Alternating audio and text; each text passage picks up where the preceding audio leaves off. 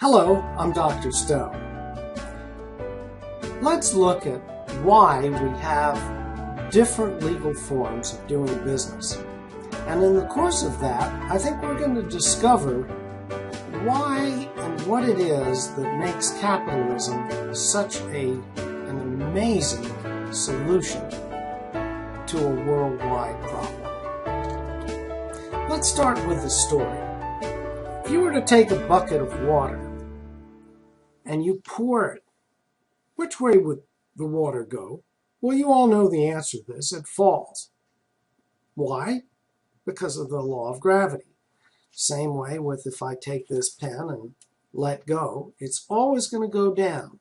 Whether this is in the US, China, Europe, Antarctica, it really, except for going to outer space, on Earth, law of gravity applies and things go down. Well, now guess what?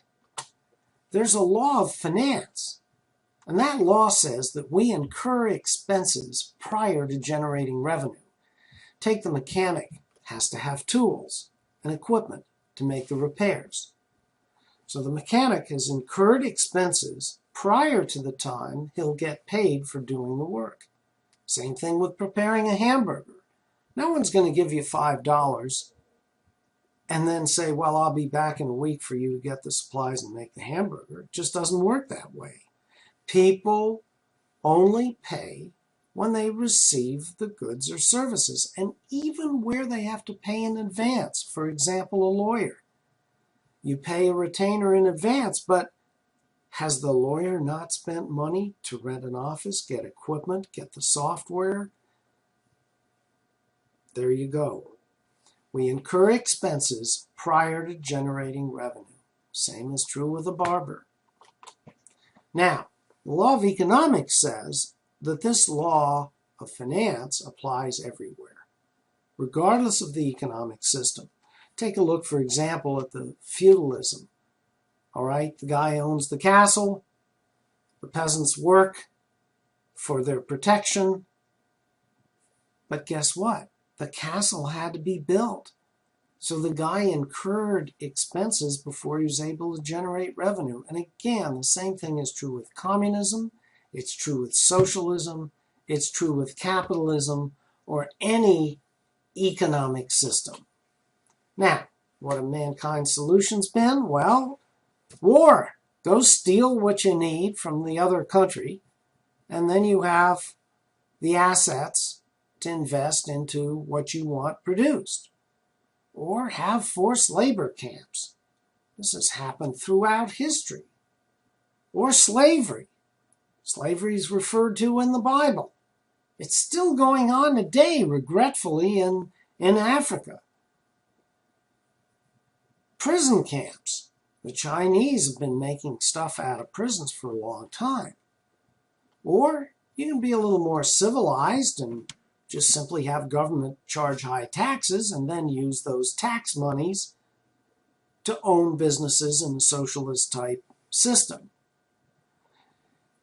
So all these solutions, what do they have in common?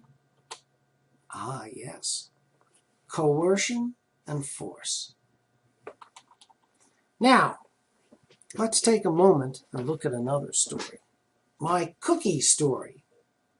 I can bake a cookie for 15 cents and I'll sell it wholesale for 25.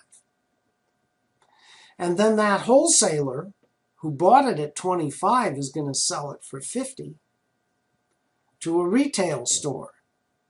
And the retail store who paid 50 cents is going to sell it for $1. Now, what's the point here? The point is everybody can make a profit. But you still have to pay or spend money to make the cookie before you can sell it. Again, back to the law of finance. Consider also this, the cost structure. In just about every product or service, you've got ingredients, you've got labor, you've got capital equipment of some sort, like an oven for baking a cookie. You have sales costs for salesmen. so-called general expenses like rent on the building, electricity, and then you've got administrative expenses like for accountants and others to keep track of what's going on. The point is, pardon me, that business must have capital or cash to pay bills because of the time delay in getting paid. Remember, they're not going to get paid until the product is produced, and you've got all these expenses before anything can be produced. So there are two solutions to this. One is to borrow money. And when you borrow money, you pay rent on it. We call that interest, which also includes some factor for not only the use, but the potential inflation. You got to pay that back. So you pay rent, and you pay the principal back. Now, the problem with this is that banks and other lenders will only lend if you have collateral, you have some assets, so that if your cookie business doesn't work, well, they can sell those assets. So there is a limit as to how much they're going to loan. On the other side, the other solution is to sell ownership, and we call that equity financing, sale of ownership. Owners get either some dividends, or better yet, they're really investing so that they buy low when the company is small, and they sell high when the company is large and profitable. So the value of a company goes up for that share you own if it's profitable, and it's only going to be profitable if what? It sells products people want. So what do we notice about these two capitalistic solutions? They're voluntary and non-coercive. Now, socialism, I contend, is 100% coercive. Hey, you're not going to get work if you're not a friend of those elected or those in power. And you must be able to feed your family. Work is the only way to do it in most countries. So government, therefore, under socialism, determines what will be made because in socialism, government controls the banks. But the banks are only going to loan money to people who are political allies of those who are elected. You're not going to make somebody rich who can then use their wealth to run against you or to support people who are against you. So socialism is about power, political power. And frankly, people don't like to share that power. Back to cookies. In our society, usually what happens is the family says, okay, Chuck, you're going to go in the cookie business. We'll loan you some money or we'll invest you money. A loan is debt, investment is equity. Now, this is good because it puts cash into the business and the banks say, well, okay, you've got some cash in the business, so we'll loan you some money. Wonderful. But at some point, the company grows in profit, but the collateral is reduced because they've used the money to make more cookies or to buy more equipment. And banks don't want to eat cookies. They want capital. So, at that point, you need to bring in more investors. So these investors buy ownership in the cookie company with the hope of selling it for a capital gain. They buy the shares at $10 a piece. They hope it becomes famous Amos cookies, and they can sell those shares for $50 a piece. Oh, are they happy? Now, why do we have different forms? Well, the problem is a sole proprietor is a single owner. And pretty soon that single owner is going to run out of personal capital. And the banks are going to limit the amount they're going to lend based on collateral. So you're going to need investors to expand collateral so the banks will make the loans. That means selling ownership. sole proprietor, one owner. So you need another form. Okay, the other thing you need to be aware of is the tax treatment. The book talks about this. There are two tax treatments. One is called tax flow through benefit. That's where the owners show their share of revenue and expenses and include their share of the profits or of the losses on their tax form. So if they're in the 30% tax bracket and the company has lost money, you multiply the tax rate, 30%, times the amount of the loss, and that's how much money the investors are able to save on their taxes for that year. Now, that's one thing. Or the entity, like the corporation itself, becomes a legal personal entity, and it pays corporate income taxes. Now, when they distribute dividends to the shareholders, guess what? The shareholders pay a tax on those dividends. The other issue is liability of owners. Now, with a partnership, each partner is fully liable for all the debts incurred by the business. So if the business gets sued and there's a judgment in favor of the plaintiff, guess what? Each partner is fully and personally liable in that lawsuit. That's somewhat of a disadvantage. So there's another form called a limited partnership. This is where you have a general partner who's responsible and liable for the entire business. But there's also limited partners. These are the investors, and they're entitled to a return of their capital plus a percentage of the profit at the time of dissolution, at the time of the end of the limited partnership. Pretty cool. Now, these people give up their right to manage the business day to day in exchange for receiving limited liability. In other words, they're limited to whatever they put into the limited partnership, the amount of their investment. The other issue is ease of transferability.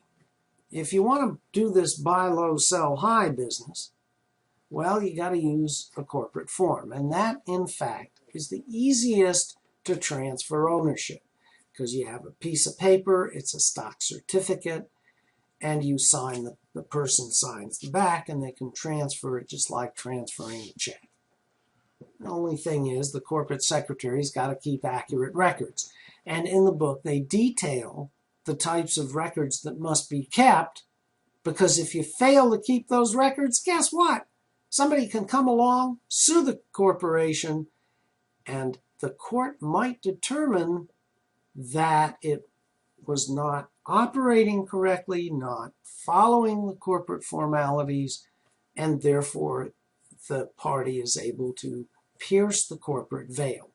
That's bad news, because every shareholder then becomes personally liable, not just for the loss of their investment, but for the entire debt involved in the lawsuit, in the lawsuit.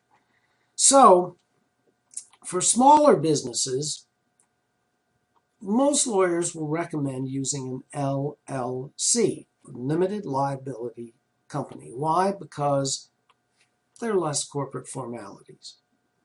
So while a corporation is easy to form, it's a little bit expensive to maintain. If you're a small business, use LLC. Management and control. Okay, corporations, very simple form. Shareholders elect the directors.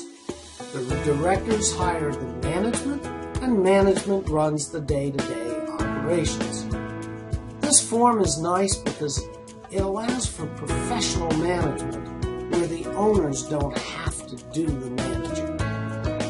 Now, there is another factor to consider, and that is the form allow the business to exist forever? Corporations may, in fact, have perpetual life, meaning they can last forever.